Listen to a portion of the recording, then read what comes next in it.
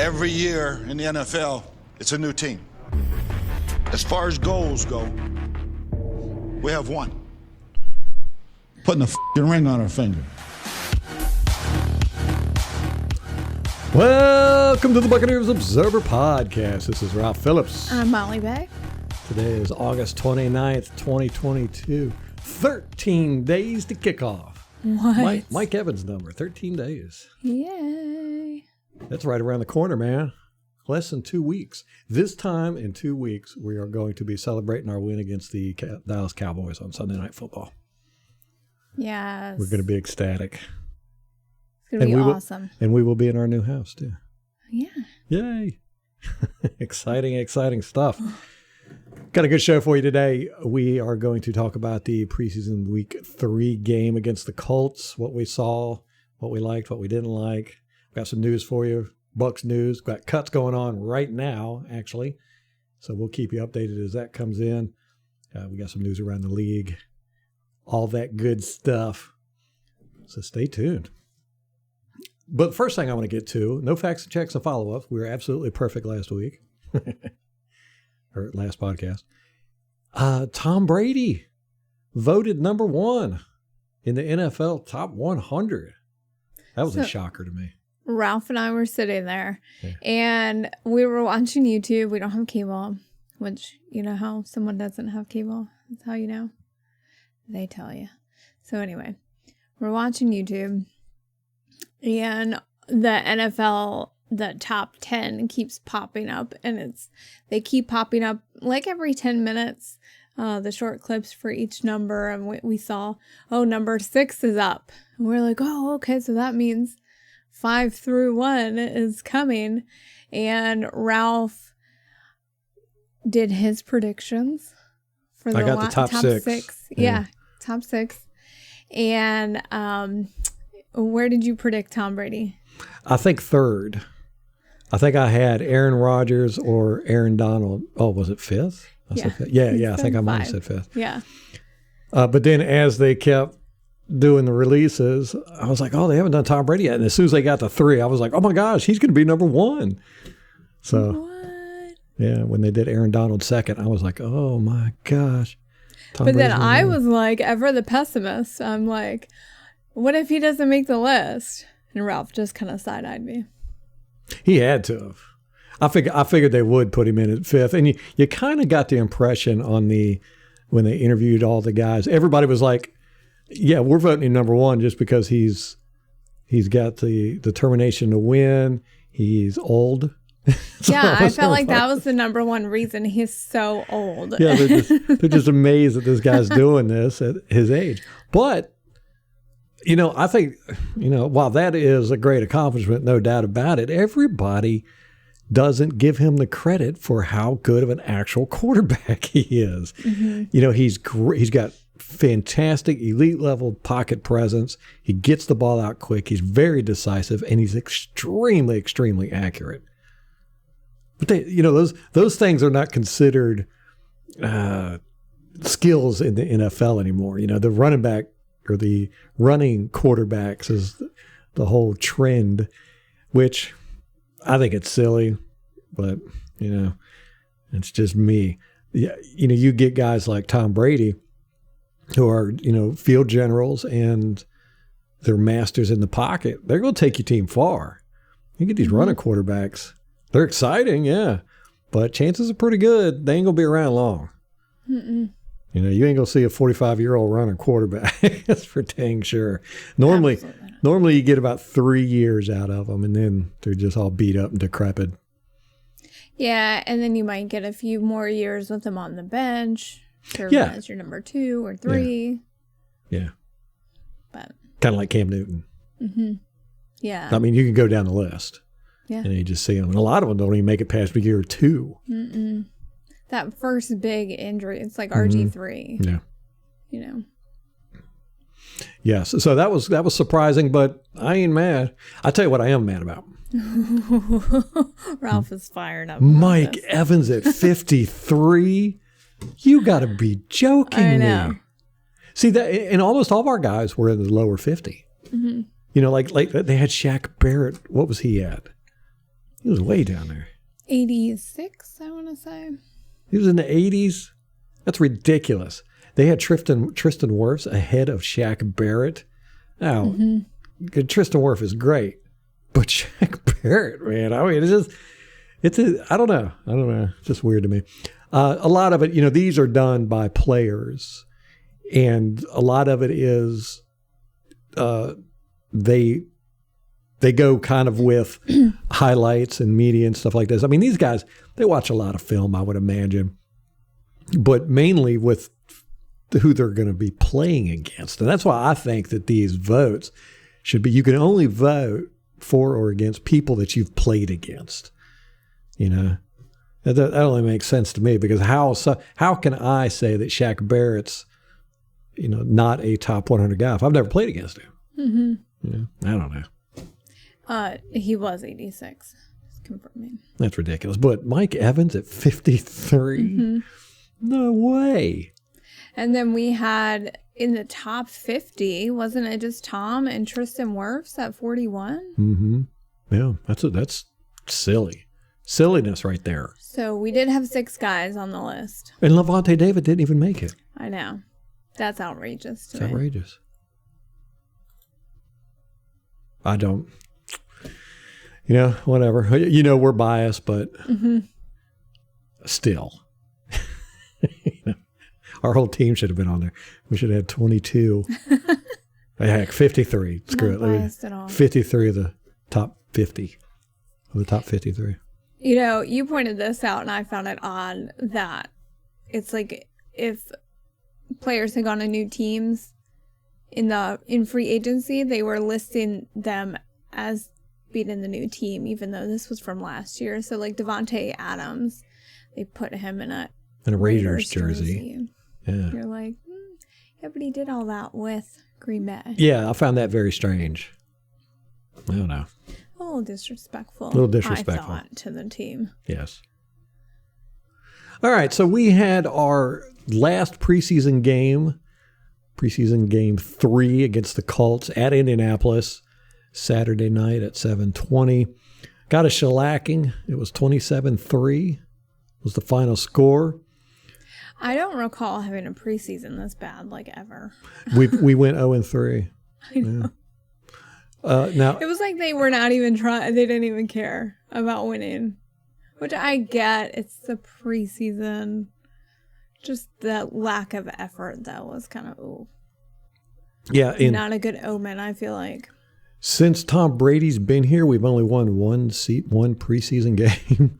Really? Well, in 2020, we didn't have preseason because of the pandemic.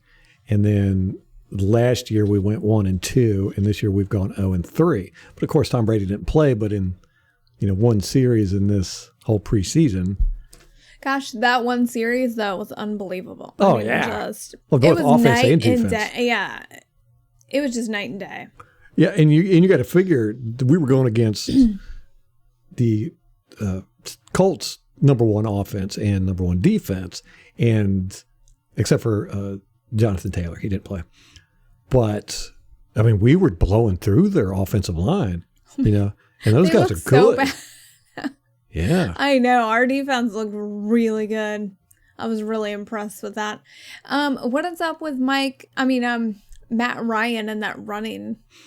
That's the Mahomes effect. He started doing that last year, doing all these bootlegs and scrambling. I mean, Matt Ryan is it's just not his thing, but starting last year, he did it all year last year. It was really weird to watch. And I thought it was either coaching or kind of a survival mechanism because his offensive line has been bad for so long. He was just like, forget it. Like, I'm running. Right, but he doesn't have to do that here. But, I mean, they had designed rollouts with him. Yeah. And one of those plays looked like a designed run. I'm like, with Matt Ryan? Come on now. I know.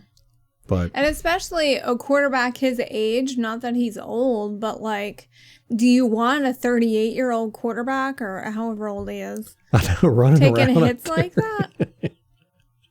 No, you don't. At all. No. You don't want your quarterback taking any hits. I mean, they've designed the whole league, the new rules and everything is designed to keep quarterbacks from getting hit. And now we have running quarterbacks that get hit all the dang time. It just, it's the whole risk homeostasis. So we'll see. I don't know how long this trend can last, but it's just funny to see Matt Ryan jumping on the bandwagon with the scrambling quarterbacks. And the reason he's lasted so long is because he's a pocket passer. All right. Is he just like, I'm at the end of my career, just screw it. Let's shoot for the moon. Yes. There's one good thing about the game was definitely our starting offense and our starting defense. They did really great, especially our starting defense. I will say this. Akeem Hicks impressed the crap out of me. Did he? Yes. I was on the Sue bandwagon, hated to see him leave. I was like, well, we'll see about this Akeem Hicks. Not going to make a decision until I see him play. This is the first time I've seen him play. Man, he's got a lot more explosiveness and energy than Sue did. A lot. I mean, he's actually jumping up in the air. He's a lot faster. There was the one play where David got that sack. Oh, and that was incredible. Yeah. You can hear the pads cracking. Those are my favorite. Yeah. And it was on Quentin Nelson has missed it. They're all pro left guard. It was the running back. I thought the running back should have picked Levante up. Yes, he should have, but Nelson definitely screwed up there too. But that was all brought about by Akeem Hicks. He feinted to the left or to the right and then actually jumped in the air and shot between a double team. And so those guys were just shocked. They were like, oh my gosh. So they both had to try and get him. And he almost got through him. And that left a hole open for David, and he just shot right through it. Wide it's a great open. Play. Yeah. Yeah, but Akeem Hicks, man, he's fast. And very, very chaotic. So kind of a JP. That's what we talked about, a combination between Sue and JPP. Yeah. So. Yes, good call there. On that play, I saw it all over the place, and I think they even said it during the broadcast that we blitzed on that play, an all-out blitz. I've even seen that in some of the articles. David got the sack on an all-out blitz. And that's what I say about this Todd Bowles defense. They say we blitz like over 30% of the time, and I'm like, no, we don't. No, we don't. That play, we rushed 4. It looked like a blitz. That's the thing. There's so much movement with our guys. We dropped so many guys back. We moved so many guys forward. It's hard to tell. You got guys going everywhere and flying all over the place. But that was a 4-man rush. Shaq Barrett dropped back into coverage, and Levante came up the middle. And it was just 4-man rush. Blitz. We did not actually blitz. Right. Do people, when they're analyzing that, just stop before the play starts? You know what I mean? They look at your lineup and they go, oh, that's a blitz, and then that's it. I don't know. As far as their analysis goes. Yeah, I don't know if they consider a blitz. I don't even know what the objective definition of a blitz. To me, it's always been rushing more than 4. Mm-hmm. And if you rush 5, that's a blitz. But some people might do it if you rush a linebacker or if you rush a cornerback or a safety. They might consider that a blitz. To me, it's always been if you rush more than 4 guys. So it's really up to the people doing the stat counting, I guess, as to what they're considering a blitz. But a lot of times it's really hard to figure out because we do so much movement, with all of our guys that I have to literally stop it after the ball is snapped. Usually about a second after the ball is snapped because a lot of times we'll fake blitz. We'll have guys rush forward and then drop back into coverage. So right at the snap of the ball, it looks like it might be 5 or 6 guys coming, but a second later, there's only 3. So normally what I'll do is I'll wait until about a second after the snap and then pause it and then count all the guys. So, yeah, that was not a blitz. That was a straight 4-man rush against 6. They had 6 blockers. We rushed 4 and got that sack. Oh, I bet Matt Ryan's mad. He's watching that film.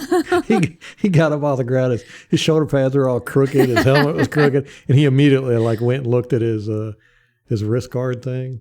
Yeah. He wasn't even standing up yet. He was looking at it. Yeah. I got to look like I'm doing something here. Play it cool. So our starting offense and our starting defense, I thought, did really well. I loved to see Julio Jones. Mm-hmm. He did that little push off of the hip with that cornerback. That was such a push off. It like he was, definitely too. should have been called for that. Yes. There was a lot of penalties in this game that should have been called. A lot of holding. That's why he's so good. Yeah, he's like Mike Evans. Oh yeah, yeah. Yeah. Very physical, man. And I still get mad about that Mike Evans getting number 53. He just does not. If anything, he should get boosted up because of all the pass interference penalties he gets. Mm-hmm. Somebody needs That's to do probably why they didn't. All the DBs are pissed at him, so they were. Yeah, they don't They're like like, that. forget this guy. Mm-hmm. We're not going to say anything about him. Somebody needs to do that and see how many pass interferences Evans draws. Now, he gives a lot too. It's always 50-50. Yeah, You see a flag in his vicinity, you're like, it could go either way. Yes. Yeah, he does not have a problem getting handsy out there. But we did have some issues with our linemen. We know Ryan Jensen is out. They haven't put him on injured reserve yet, so that's good that he will possibly come back during the season. They're still saying, the sports writers are saying that it wouldn't be until late in the postseason. Yeah, whatever. I know. What do they know? So second-year offensive lineman Robert Hainsey, he was the designated starter behind Jensen. He got hurt. He got an ankle injury out there, and he didn't return. Then, Oh my gosh, that was terrifying. oh yeah, but then it got worse. Nick Leverett goes out there in replacement of Robert Hainsey, and he left the game with a shoulder injury.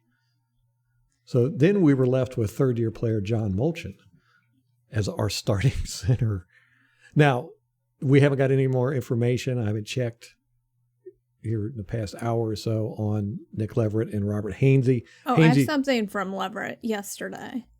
What you got? He had sustained an AC joint injury, and x-rays determined it's not a long-term injury. It can be managed going forward. Okay. So he's fine. All right. So, Nick Leverett, you heard anything about Robert Hainsey? Hainsey, I think they said, is also fine. Yeah, he was spotted on the sideline, walking around, and it was an ankle injury. So, if you're doing that, it's a pretty good indication it's not going to be too serious. But I was cussing. I was so mad. I was like, how in the world is this happening? Yeah. His right ankle was already taped up going into the game. So reporters saw him on the sideline with a taped ankle, but it was the right one, not the left one. So he was on the sideline, no tape, standing on the ankle. So yeah, it's good. Yeah, I think he's fine. I'm looking just to confirm. A couple of things about the game before we get way too in depth about it. We got the same problems we've had since Arians has been here. Bad special teams blocking and tackling.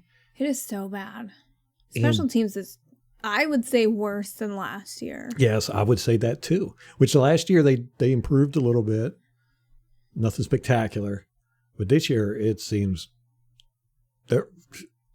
this was the game where guys who are on the bubble or who are trying to make the team needed to really step up and really just put everything on the line. And you did not see that out there. The special teams guys didn't do it. The second, third string, fourth string guys, they didn't do it. It was really, and I don't like that. It kind of makes me wonder, what's the character of our team here if these guys are just going, meh. Well, it just looked to me, the special teams was very incohesive, and I felt like they didn't practice it enough. And we've talked about that. Is that an issue with this team? Because we have all these coaches, and they brag about the fact that they run first team and second team drills at the same time. They have so many coaches that they can run two different practices at the same time with the first string and the second string guys. Is that hurting our special teams? Are they not getting enough practice? That's what it looked like to me. They looked, out of position. Some of them were overshooting. Yeah. Or just had no situational awareness. Like, oh, hey, there's this guy that's coming to tackle our returner. Maybe you should block him. Delaney. Like 4 times, he just kind of let his guy go right by him. And he got chewed out by the returner, Yes, rightfully Darden. so. It was Darden, wasn't it? They Yeah. just chewed him out. Yeah, it was hard for our returners to make a return because there was a guy in his face every time, and it was mainly Delaney's guy. And it was almost like they knew that, the Colts did, because they were kicking to Delaney's side, so that the gunner could get there quicker, So, I don't know. But it's an issue we've had since Arians has been here. This whole coaching staff, the special teams kicking and blocking has not been great. It's a bit our weakest link. And even the Colts announcers were kind of picking up on that. They were like, this is the best special teams performance the Colts have had in a long time. They had great field position. Like, They got one returned all the way back to the 50. A kickoff. Wow. Yeah. So that's a big issue. I'd like to see, but we've been saying that since Aaron's been here. We'd like to see improvement. It doesn't look like it's going to happen. It's just not going to happen. But again, that's Bruce Arians' coach, special teams coach. Todd Bowles might start firing people. Todd Bowles will fire people. He's quick to do it. I don't know if he'll do it with this coaching staff or not, but we'll see, man. Just some kind of acknowledgement that special teams is trash would be fine. You know what I mean? It would be a start to me. Like, can we just talk about how bad our special teams is, please? Yes, and it goes to the defense a lot as well. Our tackling on defense, that's another thing I've complained about for many, many years here. It's just not that great. And it really showed in that game. Way too many guys are reaching. They're doing one-arm tackles, ankle tackles, trying for this alligator tackle. I don't like it. I don't like it. I do not like our style of tackling. And it just leaves too many broken tackles and missed tackles. I mean, we had a quarterback ran for a 40-yard touchdown against us. We had 5 guys miss the tackle. Now, there was holding on that play on Nacho. Nacho would have got him, but he was held. But what about the other guys? Yes. I mean, there are 5 other guys that had the opportunity. It's not like that guy was Michael Vick, out there juking people. He's just out there running, and guys were falling down all over the place. Again, it's just something that I fear we're just never going to get to that elite level at. With our tackling. In the team's defense, it was not the first stringers. I mean, this was on the second, third stringers. Even with our first stringers, we have tackling issues. We do, but not in this game. No. Our wide receivers, our second string and on wide receivers, this was the time they needed to shine because there's a very limited few slots here, and none of them did anything.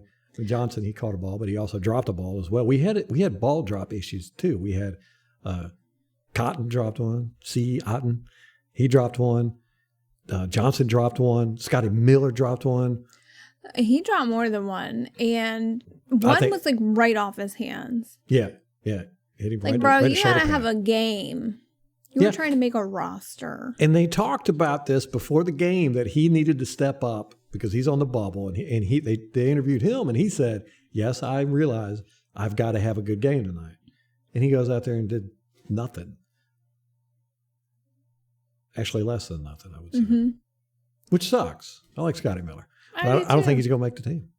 I don't think so either. I don't really think he deserves it. Well, yeah, when you get your chance like that, you got to take it. And just, I thought Tyler Johnson outcompeted him this preseason. I think that they've been drafting guys for the last 3 years for that room. It's a very crowded room. So he's not the only one there. They're not married to him just because he was a draft pick. In fact, each year they get less attached, I think. when you continue to draft guys at that position to take your job. Yeah, it's like Arian said, man, the bottom guys get churned. Mm-hmm.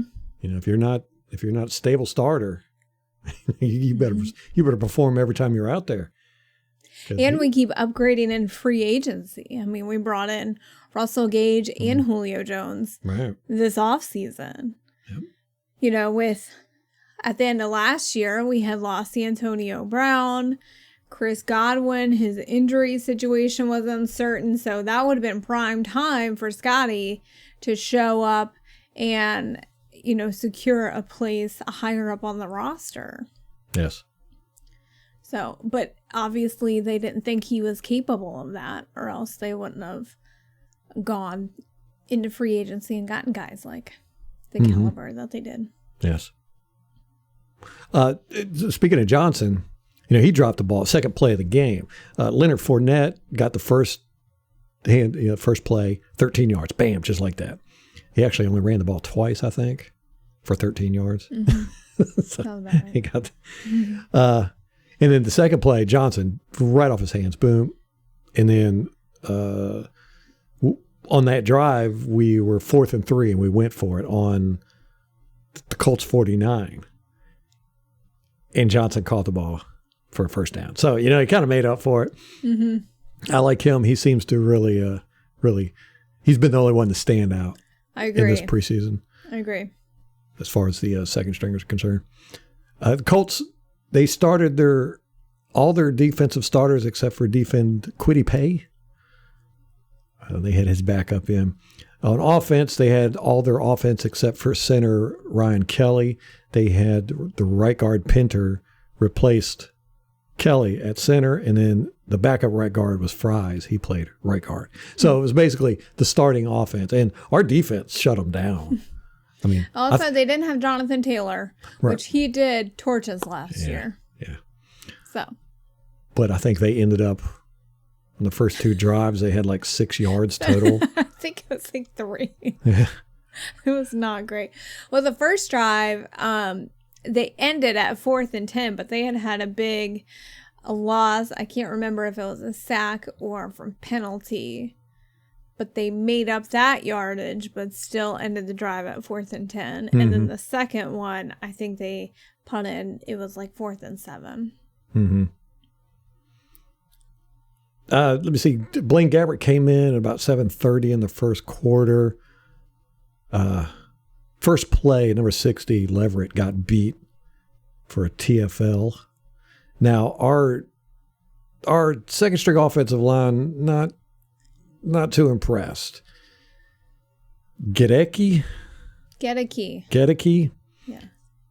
I'm kind of worried about him. He was getting beat a lot out there, and he's going to be our starting left guard as it stands now, just by default. Mm-hmm. Yeah, he's gotten the snaps. Right, and everybody else is hurt. Yeah. So the backups came in. This was at that's about the 7:30 mark. The first stringers only did 1 series, right? Mm-hmm. And then the backups came in, but they were playing against the Colts starting defense. And we did the same thing. We kept our starting defense out there for 2 series, and so did the Colts. So anyhow, our backup offense was going against their starting defense, and things didn't go well. Number 70 Hainsey and 67 Gedeke. Yep. They were out there for our offense, our second string offense, but they're first string guys. Very quickly, I think it was the second play of our second series. Gedeke got steamrolled by 90 Grover Stewart. Oh, he made like 3 plays in the series. Yes. And just steamrolled our guys. Yeah, it was a tackle for a loss, and then the next play, same thing. He beat Gedeke, just totally controlled him at the line of scrimmage, and then just picking on him. Yeah. Well, hopefully Gedeke will realize, hey, this is the NFL. I need to up my game a little bit, which really surprised me because all the stuff I've heard about him during training camp and his college days. They said he's a real tough, solid offensive lineman. He hasn't looked like that to me. He's a rookie. Right. Like, give him some time. 96 Hicks, like I said, he was impressive. I really like seeing him out there. He's got moves, and he's fast, and got the burst to him. And it's neat watching him besides Vita, because Vita doesn't have any burst. Vita actually lines up a yard off the line of scrimmage. So, Hicks is like up and in the scrum before Vita's actually even gotten across the line of scrimmage. But I'm excited for him. Logan Hall, number 90, not so much. He was our first draft pick. Mm-hmm. This is the third game in a row. I've watched every play he's been in, and I have seen nothing. As a matter of fact, worse than nothing. And, I'm not trying to beat the guy up or anything. Just like he needs to get on top of things. But he had another play where he was totally lost out there. He couldn't see where the ball went. They ran up the middle, but he thought they ran to the outside, so he was like spinning around in circles again. It's very strange. He's got to get that awareness going on. But he hasn't done anything, really, And he's getting pushed around, moved out of the way, not busting through the line, not getting in the backfield. So hopefully he'll get better at that. Then Cade Otten had a dropped ball. This was all in the first quarter. Second quarter, number 41, O'Keefe came out. I like him.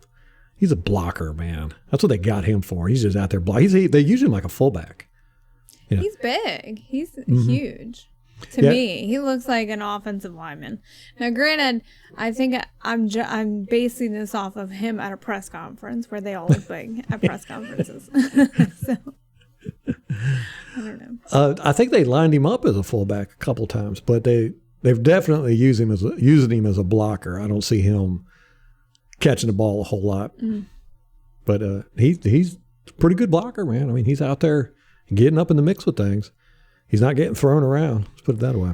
Now we won't have to use Vita as a fullback. We can use Co. Bucs scored a touchdown with about 10 minutes in the second quarter to take the lead 10-7. Was that our first lead the whole preseason? I think. I think the first game we scored first. We had 3. Yeah, I said we ended up 27-3 was the final. It was 27-10. Yeah, so we scored 10 points up until the 10 minutes left in the second quarter, and that was it. It was the last points we were going to score. The third quarter, the kickoff, Colts returned the ball to the 50. It was just bad tackling by the Bucs.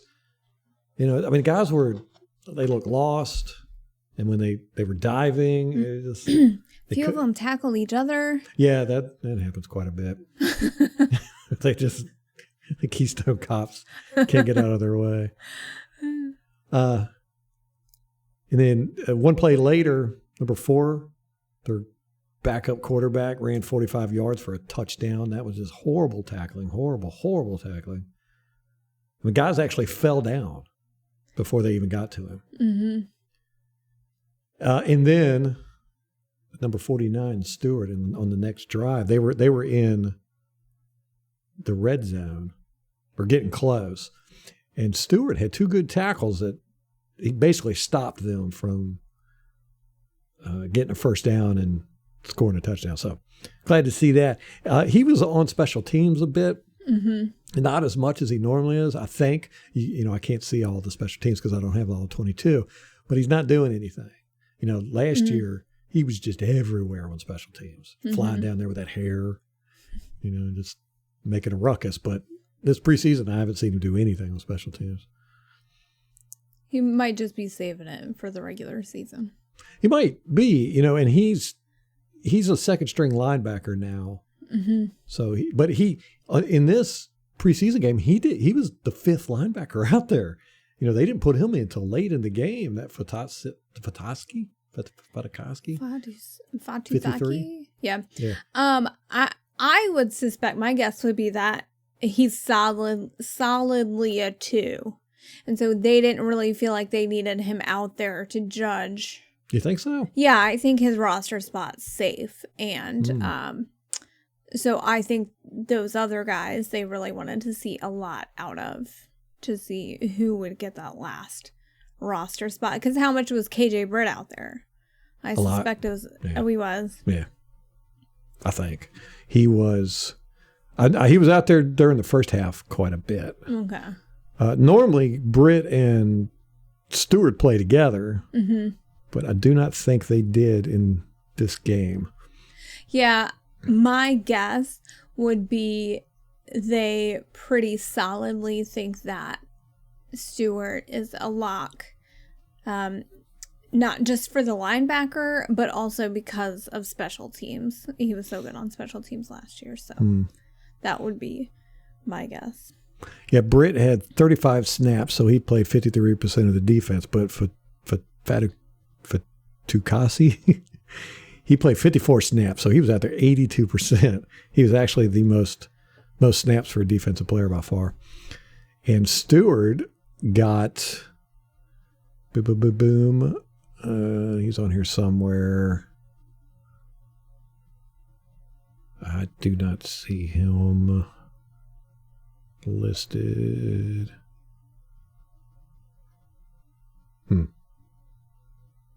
Don't see him listed. He was out there. I mean, he got some snaps. Yeah, he definitely. I mean, he definitely got defensive snaps. It wasn't all special teams. Mm-hmm. Huh. Yeah. Yeah, I think he's safe. I'm not worried about him. I don't know. We'll see.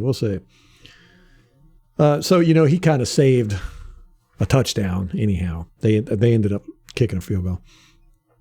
The next, in the fourth quarter, Trask ended up getting sacked, and it looked like it was the fault of our offensive line. It was not. It was completely Trask's fault. The offensive line had the guys under control. He got phantom pressure and happy feet and ran right into a defender. God.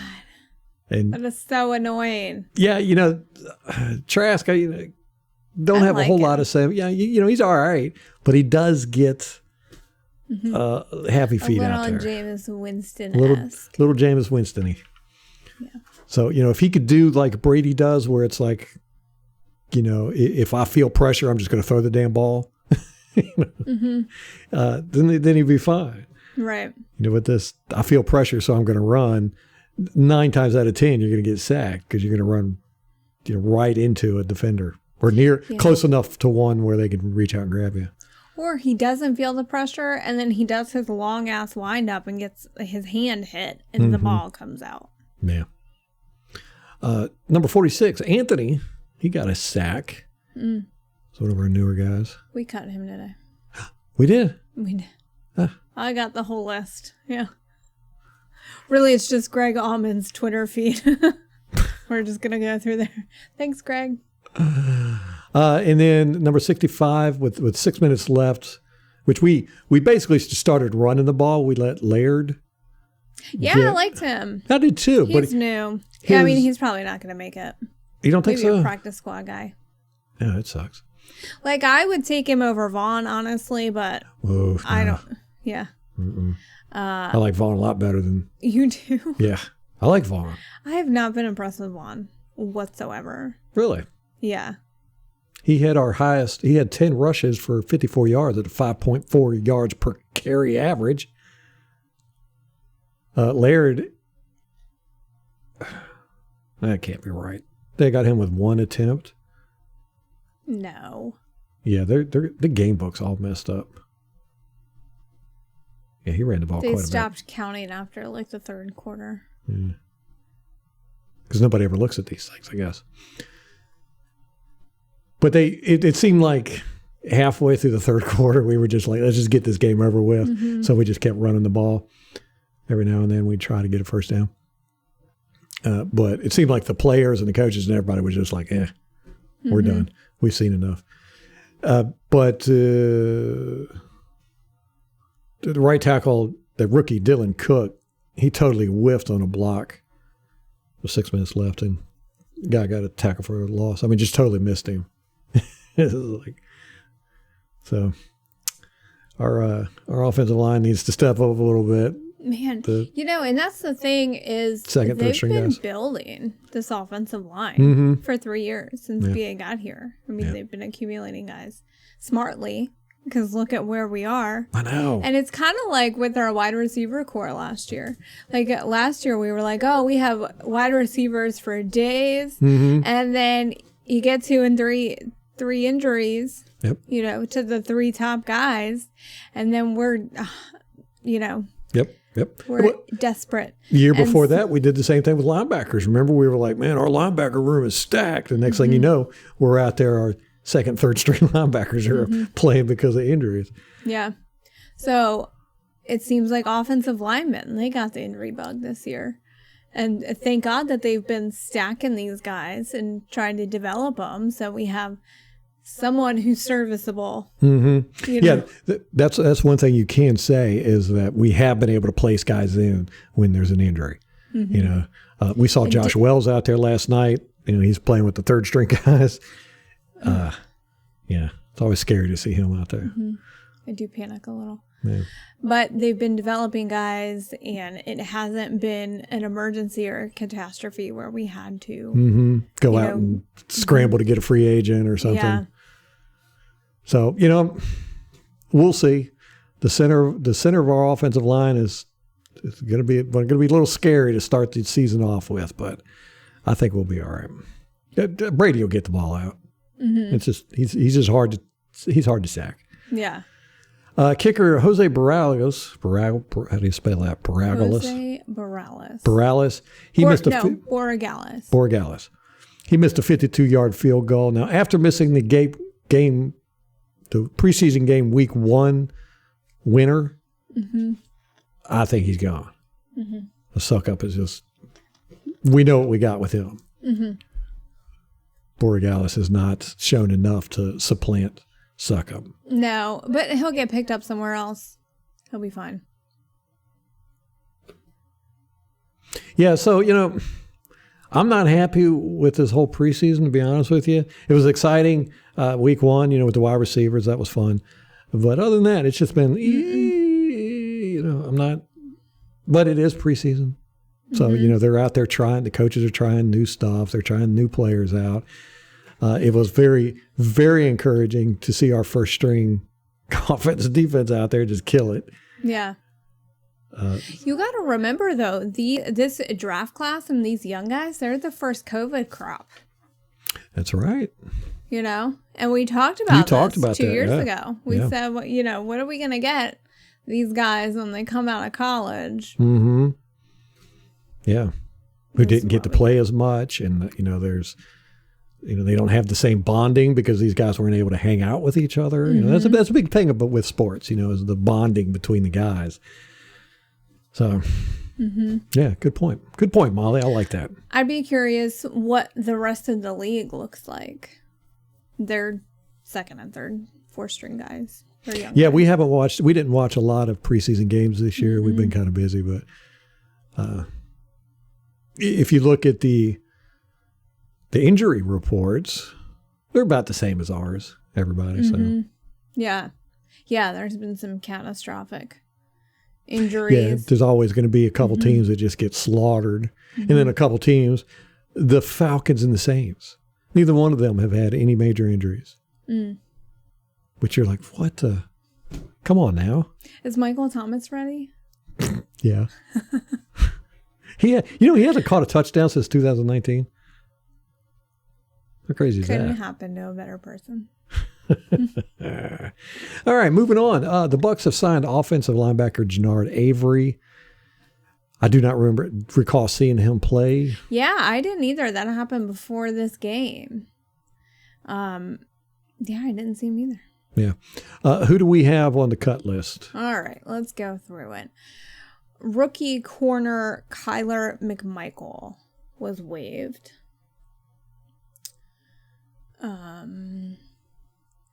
Rookie receiver Jareth Stearns. That was a shame. He came out in that first game, and I really liked him. He might get a practice squad. Yeah, I wouldn't mind seeing him. We'll see if he clears the waivers. Yeah. outside linebacker Andre Anthony was waived. He was our 7th round pick. Which he had a pretty nice sack in that game. Oh, gosh, it jumped on me. Okay.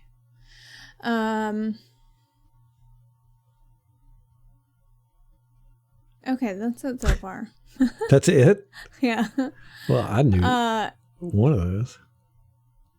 So practice squad is going to be 16 players. So.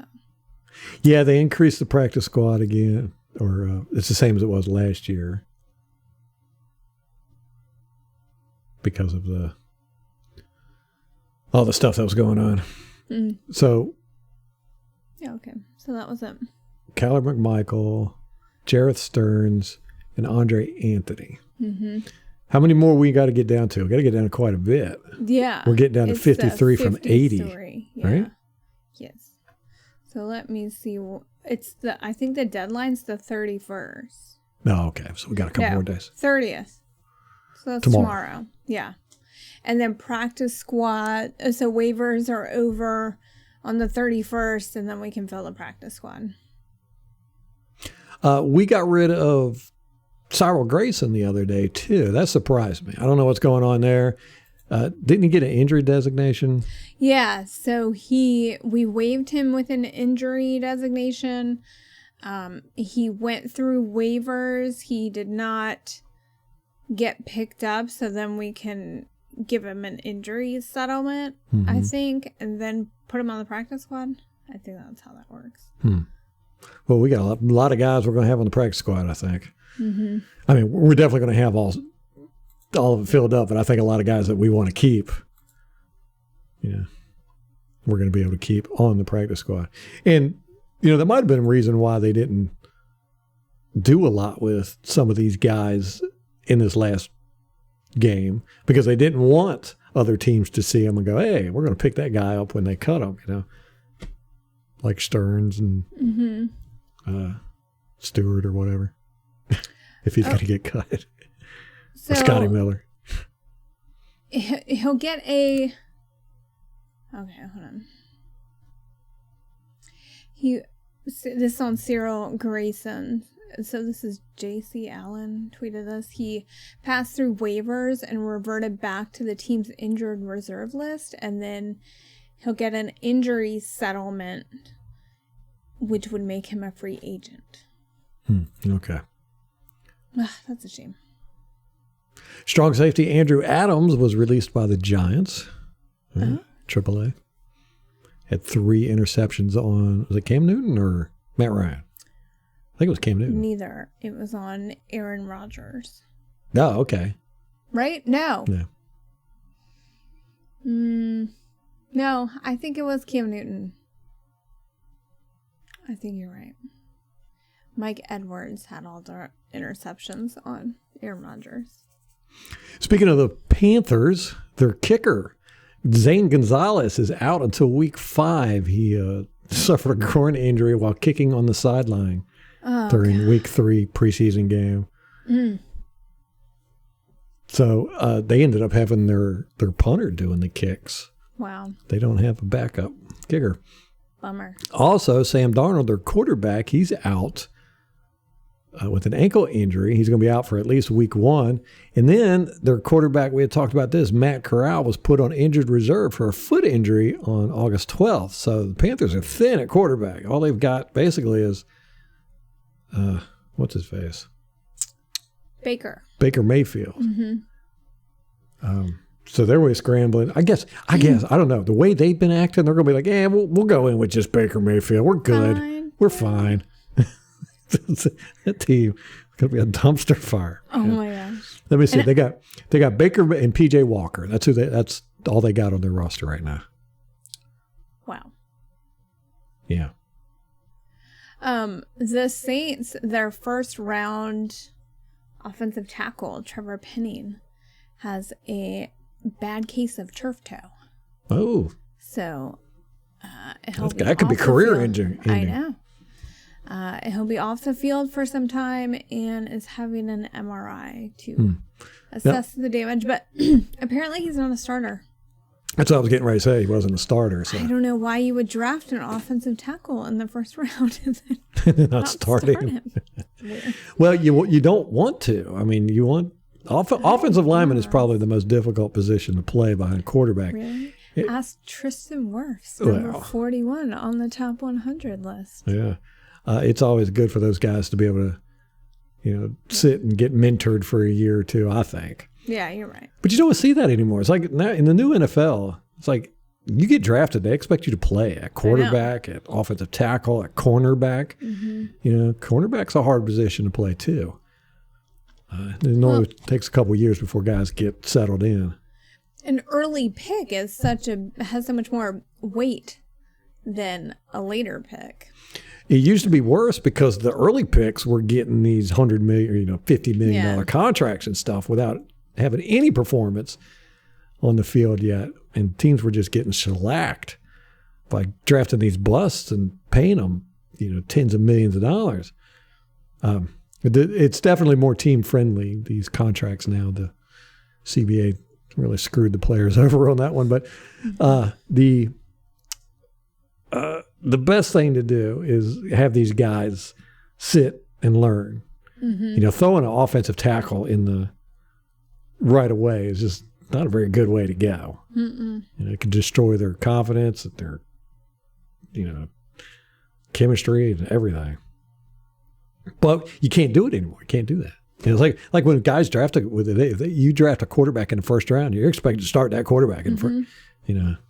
When used to, they'd sit behind the starting quarterback for 2, 3, 4, 5 years. Cowboys, who were playing in week 1, their left tackle, Tyrone Smith, is out for the season with an avulsion fracture of the knee. Ugh, that sounds so horrible.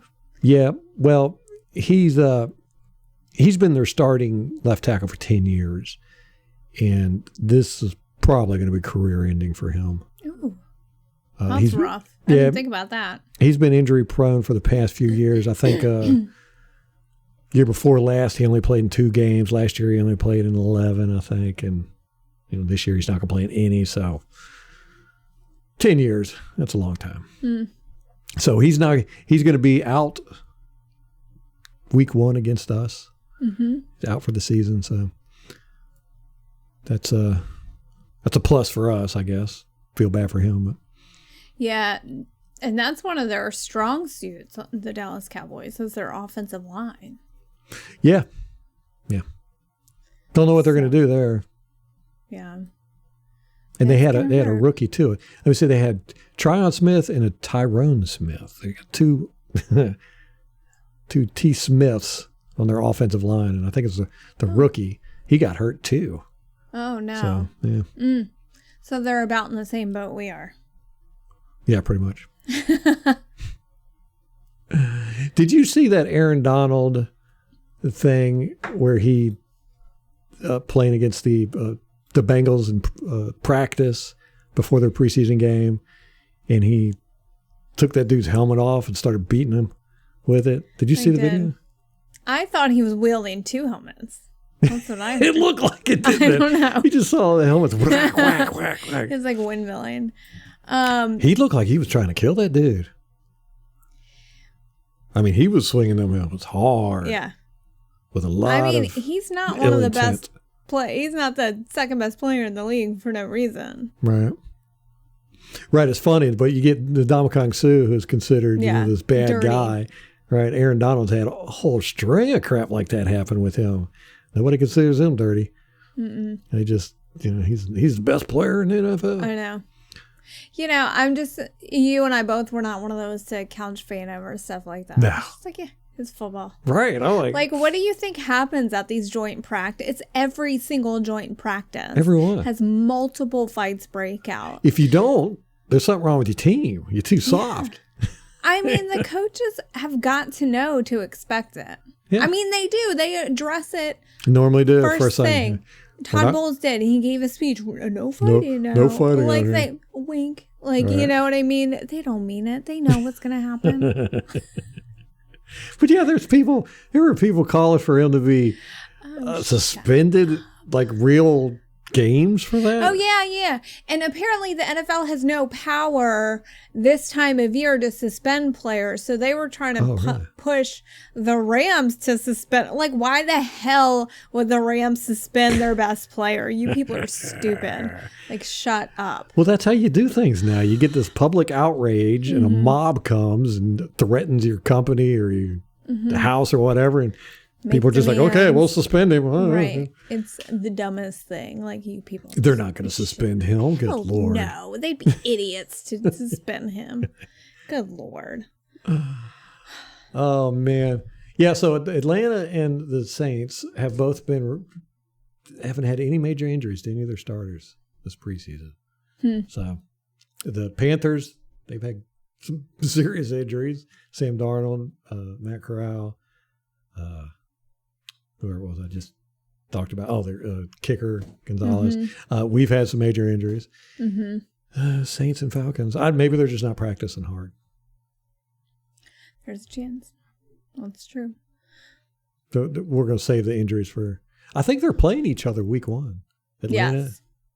Yeah. I think you're right. It's weird. As everybody knows, Tom Brady was out for 11 days during preseason, and nobody knows what he was doing. There was the rumor that he was on the Masked Singer. Is that what it's called? Yeah. I've never watched it. Don't know anything about it. Speculation. I wouldn't call it rumors. I would say speculation. Yes. And nobody knows. Well, the Sports Illustrated came out with an article that said, here's the title of the article. Tom Brady gives the real reason for missing 11 days from the Buccaneers. Okay, I did not click on that because it was clickbaity, because I knew that he did not give the real reason. Right. He just said. Well, their byline of the article is, Tom Brady reveals the real reason why he missed 11 days for the Tampa Bay Buccaneers. It's a very repetitive byline there. Yeah. And so I was It's like, subheading. I haven't heard anything about this. I'm going to click on this and see. And you were exactly right. 100% clickbait. They're just trash. He didn't say anything. No, he said, here's what I'm he said. 45 years old. I got shit going on. Yeah, that's exactly what he said. And they quoted him like that. They said, I'm 45 years old. There's a lot of crap going on. He didn't say crap. And then they went on. They said, Tom Brady says, in explaining his 11-day leave from the team, this was an interesting response from Brady and doesn't give us a definitive answer, but someone that age probably does have personal things that they need to deal with. God, I hate the media when they do this Like stuff. the rest of us don't. Are they serious? But I mean, in the title, they say Tom Brady gives the real reason. Right.